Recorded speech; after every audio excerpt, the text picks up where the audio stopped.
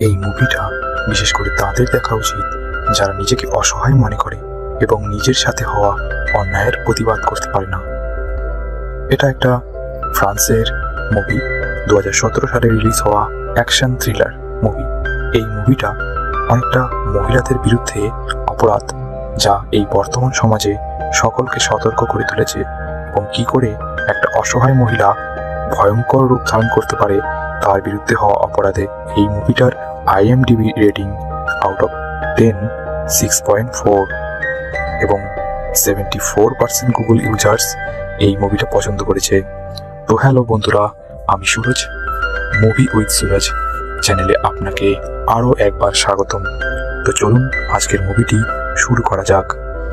কাহিনীর শুরুতে রিচার্ড নামে এক ধনী ব্যক্তিকে আমরা দেখতে পাই, যিনি তার প্রাইভেট প্লেনের সাহায্যে মরুভূমি এলাকাতে ভ্রমণ করার জন্য এসেছেন।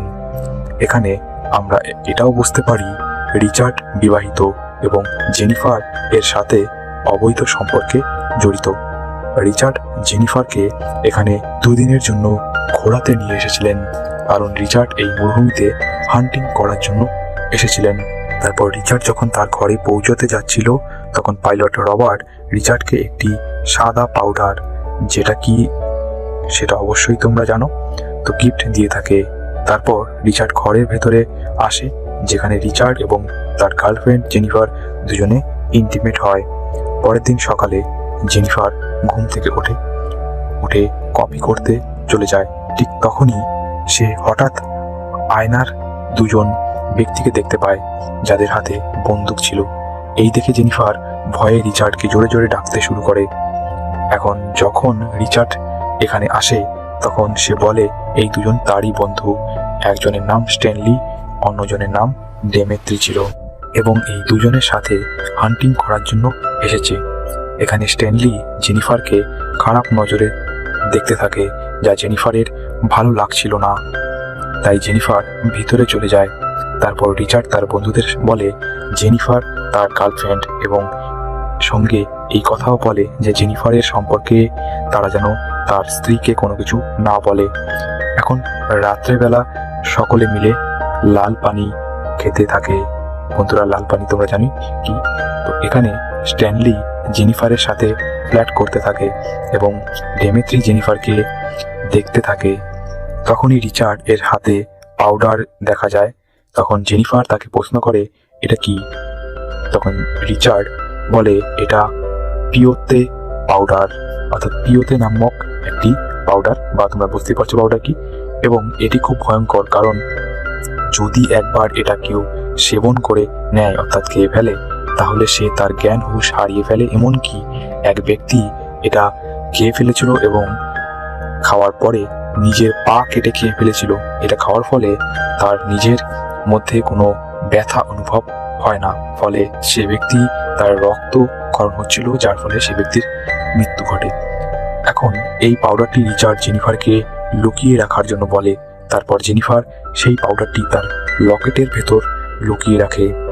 এরপর জেনিফার মিউজিক চালায় এবং রিচার্ডকে তার সাথে ডান্স করার জন্য ডাকে, কিন্তু রিচার্ড ডান্স করার জন্য যায় না। তখন জেনিফার স্ট্যানলির সাথে ডান্স শুরু করে। তারপর তারা ঘুমোতে চলে যায়। এরপর পরের দিন সকালে জেনিফার যখন ঘুম থেকে ওঠে, তখন রিচার্ডকে জেনিফার কোথাও দেখতে পাচ্ছিল না। তখন জেনিফার স্ট্যানলির কাছে থেকে রিচার্ড কোথায় সেটা জানতে চায়।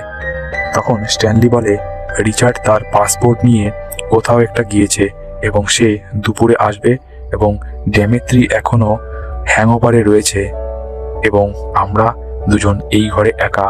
এই কথাটা বলে স্ট্যানলি জেনিফারকে খারাপ নজরে দেখতে শুরু করে, যেটা জেনিফারের একদম ভালো লাগছিল না, এবং জেনিফার তখন ঘরের ভেতরে চলে যায়।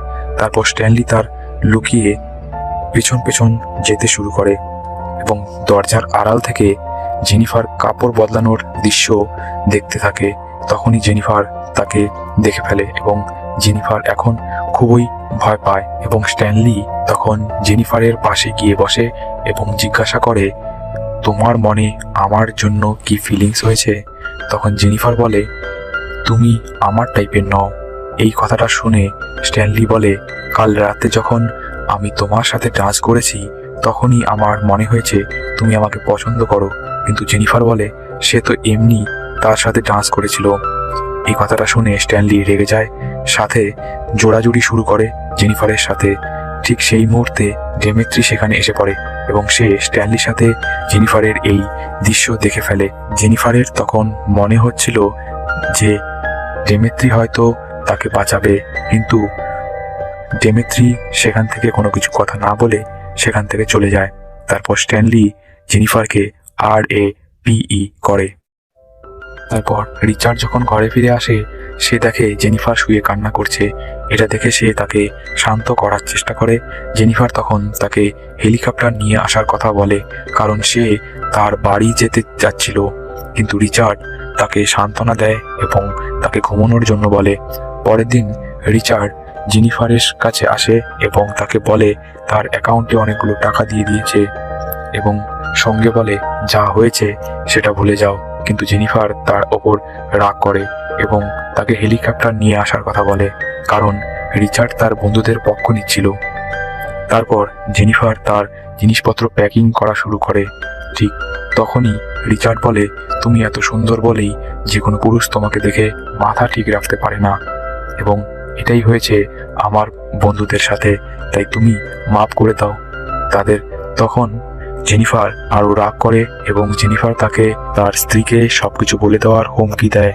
এই কথা শুনে রিচার্ড জেনিফারকে একটা জোরে থাপ্পড় মারে, ফলে জেনিফার মাটিতে পড়ে যায় এবং জেনিফার তখনই সেখান থেকে উঠে দৌড়ে বাইরে পালানোর চেষ্টা করে এবং তখন এই তিনজন মিলে জেনিফারের পিছু নেওয়া শুরু করে। এইদিকে জেনিফার দৌড়তে দৌড়তে পাহাড়ের ঠিক কিনারে এসে পৌঁছয় এবং সেখানে সে দাঁড়িয়ে পড়ে।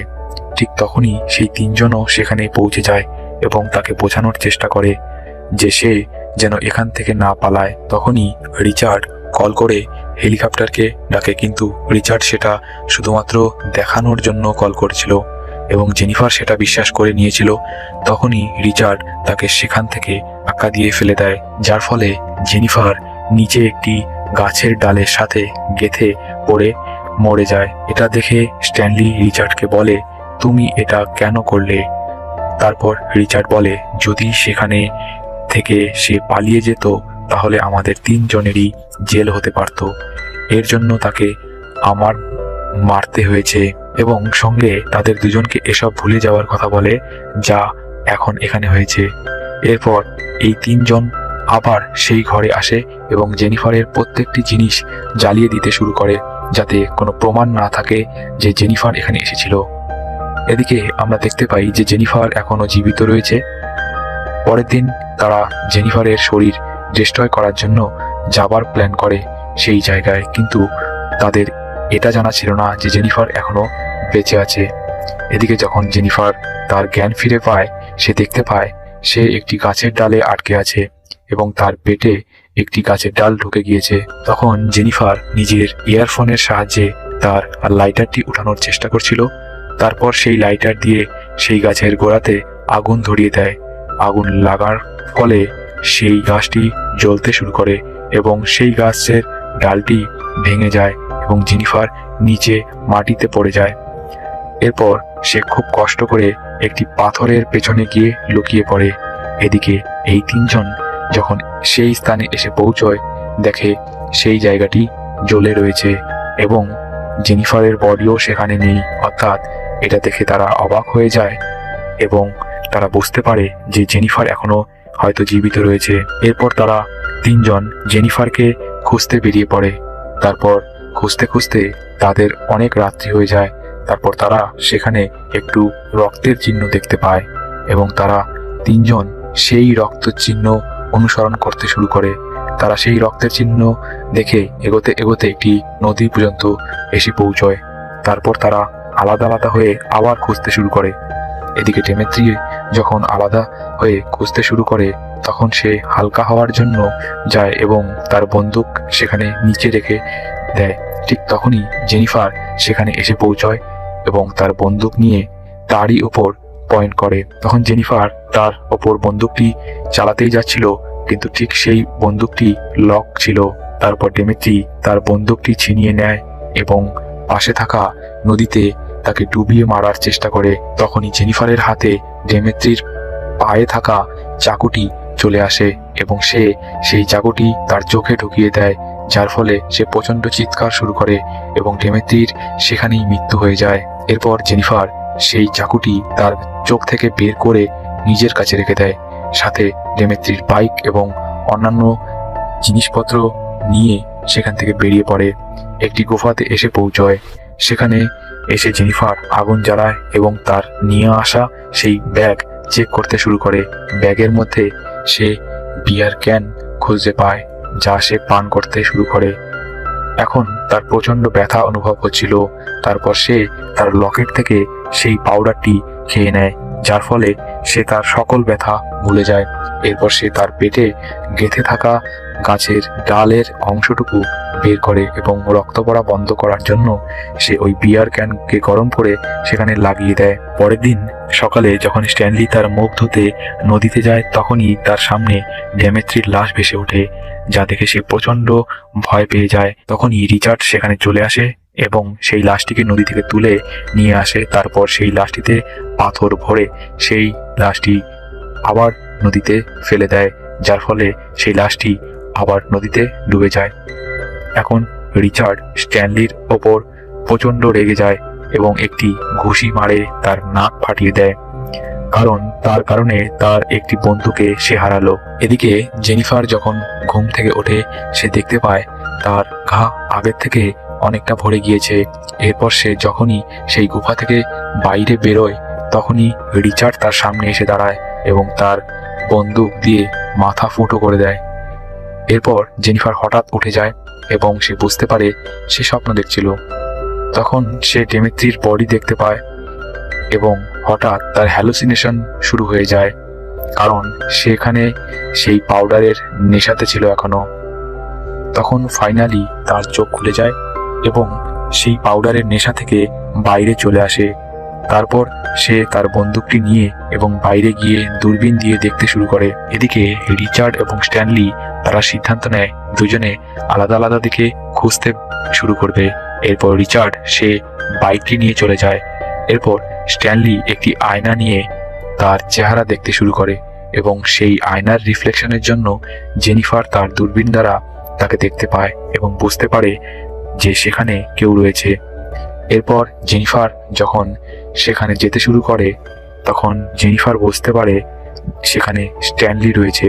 ঠিক তখনই স্ট্যানলির গাড়ির পেট্রোল শেষ হয়ে যায় এবং সে পেট্রোল ভরার জন্য বাইরে চলে আসে।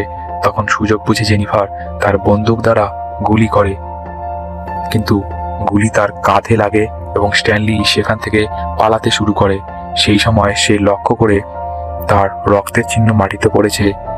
তার জন্য সে তার জুতো খুলে তার মোজা দিয়ে সেই ক্ষত স্থানে বেঁধে দেয়, যাতে রক্তচিহ্ন জেনিফার না দেখতে পায়। এরপর সে পালাতে শুরু করে এবং সে একটি গাছের পিছনে গিয়ে লুকিয়ে পড়ে। এখন জেনিফার যখন সেখানে আসে, সে তাকে খুঁজতে শুরু করে। তখন স্ট্যানলি তার পেছন থেকে এসে গুলি চালিয়ে দেয় এবং সৌভাগ্যবশত গুলিটি জেনিফারের কাগে যায়। এখন জেনিফার এখান থেকে পালাতে শুরু করে এবং স্ট্যানলি তার পিছু করা শুরু করে। জেনিফার পালানোর সময় কাঁচের টুকরোগুলো নিচে ফেলতে শুরু করে, যার ফলে কাঁচের টুকরোগুলি স্ট্যানলির পায়ে গেঁথে যায় এবং সে সেই কাঁচের টুকরো বের করে গাড়ি নিয়ে জেনিফারের পিছু করা শুরু করে। ঠিক তখনই জেনিফার তাকে গুলি করে দেয়, যার ফলে স্ট্যানলি সেখানেই মারা যায়। এরপর জেনিফার সেই গাড়িটি নিয়ে বেরিয়ে পড়ে রিচার্ডের ঘরের উদ্দেশ্যে।